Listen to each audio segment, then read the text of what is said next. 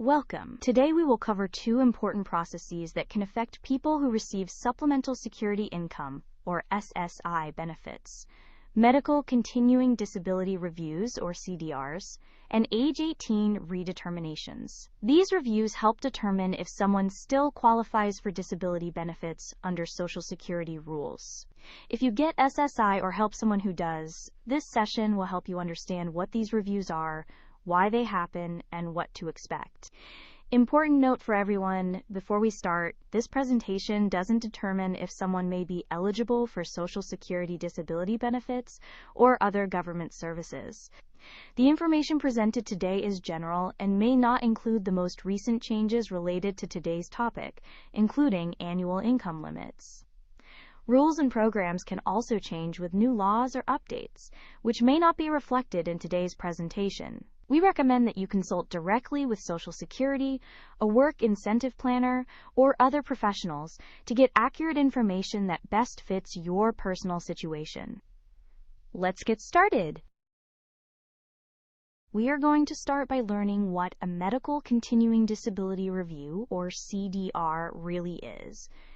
A CDR is like a doctor's checkup, but for your benefits. It helps Social Security assess whether you continue to qualify for disability benefits. The main question is whether your health has improved since you began receiving benefits. The goal is not to take benefits away without reason. It is to make sure the people who need assistance continue receiving benefits. When Social Security does a medical review, there are 3 different things that can happen, and each one leads to a different result. First, if your health has not gotten any better since you started receiving benefits, then your SSI benefits will continue. Second, if your health improved but you are still disabled and cannot work, your SSI benefits will also continue. The third possibility is that your health has gotten so much better that you are no longer considered disabled and you can work again. In this case, your SSI benefits might stop. If Social Security decides you are no longer disabled, you can appeal and may qualify for temporary protections. You might be wondering when these medical reviews happen and how often you might expect to get one. The timing depends on what doctors and Social Security believe might happen with your health condition. If your doctors believe your health condition might get better over time, then Social Security will check on you every 3 to 5 years. If your doctors believe your condition will probably get better fairly soon, then they might check on you more often than every 3 years. On the other hand, if your condition isn't expected to improve, reviews happen less often, maybe every 5 to 7 years or even longer. The goal is to check more often when change is likely and less often when your condition is expected to stay the same. There are some special rules that can protect you from having a medical review, and these are important to know about. If you are an adult and you are participating in the Ticket to Work program, Social Security might not perform a medical review for you while you are working towards your goals in that program. This lets you focus on preparing for work without worrying about a review. There is also something called Section 301, a safety net that is specially designed to help young people between the ages of 18 and 22. This safety net can help you keep getting benefits even if Social Security believes you are no longer disabled, as long as you are in school or a job training program that will help you prepare for employment. When young people who receive SSI benefits turn 18, Social Security reviews their case. This review is different from the medical reviews we discussed earlier. As children, Social Security applies special rules to decide eligibility. At 18, you are considered an adult, so Social Security must use the adult disability rules instead. The purpose is to determine if the young adult still qualifies for benefits under adult standards, ensuring that those who need support continue receiving it. After Social Security finishes reviewing someone who just turned 18, a few outcomes are possible.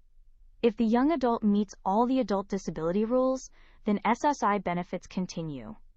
This means Social Security believes they continue to meet the criteria for disability under the stricter adult standards. However, if Social Security decides that the young adult does not meet the adult disability rules, then SSI benefits stop. this is not necessarily the end. Anyone can appeal the decision and ask Social Security to look at the case again. Also, even if your benefits are supposed to stop, the Section 301 safety net might still apply to your situation, which could let you keep receiving benefits while you are in school or in a job training. The medical review process for adults works a lot like the process for children, but there are some important differences to know about. When Social Security wants to perform a medical review on an adult, they do not always do the same type of review for everyone. About 4 out of every 10 adults will get what's called a full medical review. This means they'll need to complete forms, provide medical info, and possibly see doctors. But the other 6 out of 10 adults will go through something much simpler called the mailer process. In the mailer process, Social Security just sends you some forms in the mail to fill out and send back. This shorter process is used when Social Security believes there probably has not been much change in the person's condition. When an adult goes through the mailer process, Social Security will carefully look at all the information that person sent back in the mail forms. They will review the medical information, work history, and anything else the person included. If Social Security believes they have enough information to make a good decision, they might be able to finish the review right there. But sometimes, after looking at the mail forms, Social Security realizes they need more information to make a fair decision. When this happens, they will start a full medical review to get all the details they need. During the full adult medical review, the most important thing that the State Disability Determination Services, or DDS office, focuses on is whether the person can work. They assess if you can work in any type of job, not just past ones. There are 2 very important special rules that can help protect people from losing their benefits, and everyone should know about these. The first special rule involves the Ticket to Work program.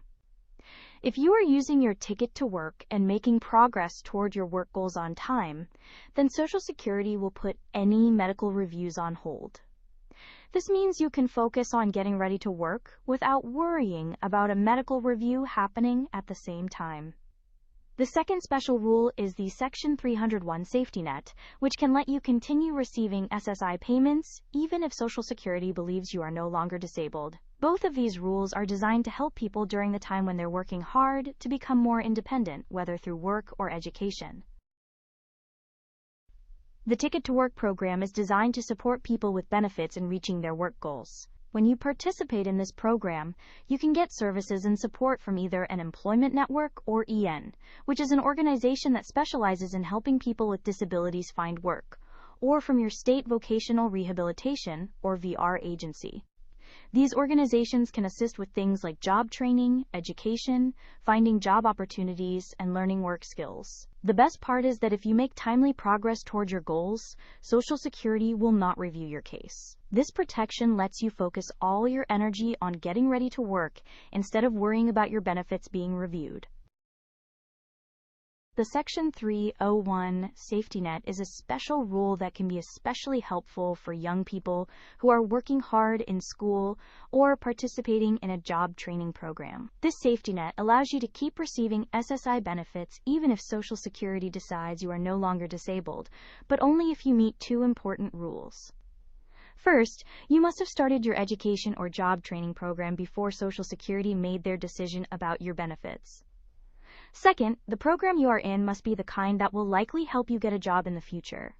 Examples include finishing school, college, trade programs, or job training. The idea behind this safety net is that even if you are getting healthier or more capable, you still need support while you are preparing for your future career.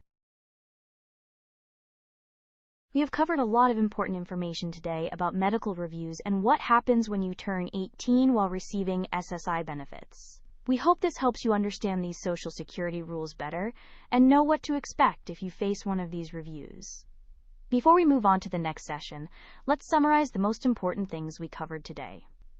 Medical CDRs are how Social Security checks to ensure someone still qualifies for disability benefits. These reviews vary depending on how likely your disability may improve and whether a person is preparing to work. Turning 18 automatically triggers a redetermination that applies adult disability rules. This review determines whether a young adult remains eligible for SSI. Special programs such as Ticket to Work and Section 301 provide support during the transition to employment or education and can help individuals maintain benefits while pursuing those goals. Lastly, if benefits are denied, individuals always have the right to appeal the decision, and they may still qualify for continued support during the process. Understanding these key points can help you better navigate Social Security's rules and protect your benefits during important life transitions. In the next session, we are going to learn about something equally important: income and resources. We will discuss what kinds of income count against your SSI benefits, what kinds don't count, and how having money or things of value can affect how much SSI you get each month. This is important because understanding these rules can help you make smart decisions about work and money while keeping your benefits. We are excited for you to join us for that session because it will give you more tools to make the best choices for your situation. If this is your first time viewing one of these sessions, go to the California DOR website at www.dor.ca.gov and click on Programs for Social Security Beneficiaries link, and then click on Benefits to Independence 101 link to begin the program and learn more about other helpful topics. You have now finished Session 6 of Module 2 in the Department of Rehabilitation Benefits to Independence 101 program. Before you go on to Session 7, please go back to the Benefits to Independence 101 Module 2 Session 6 page to do the activities and look at all the resources we talked about in this session. We are happy to continue this journey with you in Session 7 as we build on what you learned today.